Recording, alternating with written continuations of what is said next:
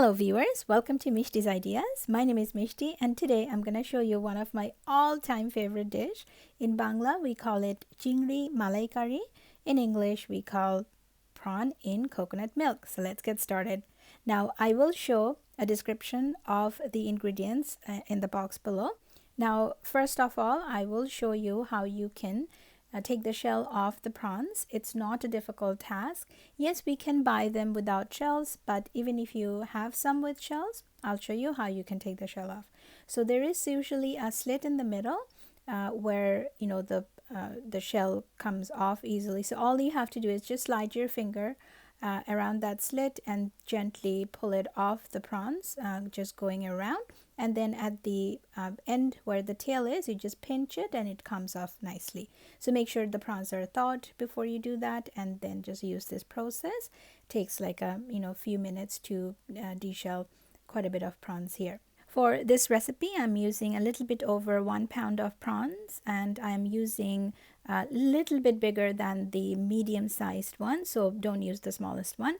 And also there's sometimes a vein in the prawn, so all you have to do is just pinch it out with your fingernail. Next, I have heated up my pan and I'm adding 2 tablespoons of oil in it. And next, I'm adding 1.5 medium-sized onion that I have sliced coarsely. So just adding that to my oil, I will let the onions cook for about 5 minutes until they become golden brown. And next I'm adding 1 tablespoon of ginger and garlic paste, and again adding about a 1/4 cup of water to cook my spices. It's very important to cook your spices properly before you add your meat or your fish so that they don't taste raw. And now that the onion and the ginger garlic paste have cooked properly, I'm adding 1 teaspoon of salt and 1/2 teaspoon of Garam Masala. I will add details of this in the description box below. Now to give my curry a nice color, I'm adding 2 tablespoons of tomato paste. You can use fresh tomatoes or you can omit this completely if you want the color to be less reddish, but I really like my Chingri Malaikari a bit reddish, so that's why I'm adding that. It really makes that red curry look and gives that texture too. So then I'm again adding 1/4 cup of water to incorporate all the smells and the ingredients together. Prawn doesn't take very long to cook, so that's the last thing I'm gonna add, and it only will take about 10 minutes to cook the prawns. So make sure I'm cooking my spices first, and next I will be adding some potatoes. I am only using 1 potato and I haven't pre-boiled it. They're just raw, so I just cut them in chunks and adding it to my curry paste here. I will cook the potatoes for about 10 minutes so they become slightly tender but not fully done, and then I will add the prawns, because again, like I said, prawns don't take more than, to be honest, 7 to 10 minutes max. Now I will make sure the potatoes are coated nicely with the curry paste, and I will add about a 1/4 cup of water once after 3-4 minutes to make sure that they're not getting burnt or they're absorbing the liquid properly.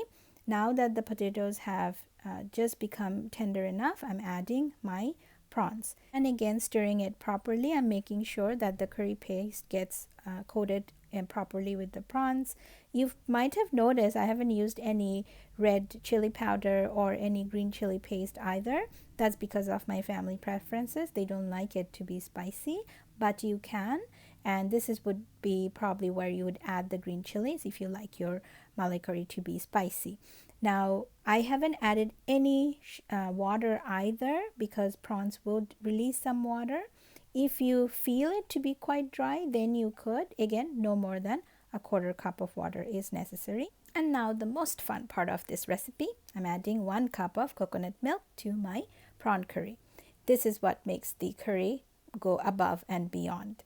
And trust me, once that coconut milk starts sizzling and the potatoes absorb some of those liquid, it tastes amazing. It looks even better. And at this point, all you have to do is simmer it for about 5 minutes so the right consistency is reached. And to finish it off, I'm gonna add 1 teaspoon of cumin powder. You can use half if you want. And then a bit of ground pepper. Again, not to make it spicy. I'm just, going for the aroma. That's all. Once I do this, I'm going to simmer it for another minute or two in low medium so that the oil comes on top of the curry. That's your sign that it's done. The potatoes have reached the right tenderness. The prawns have shrunk enough.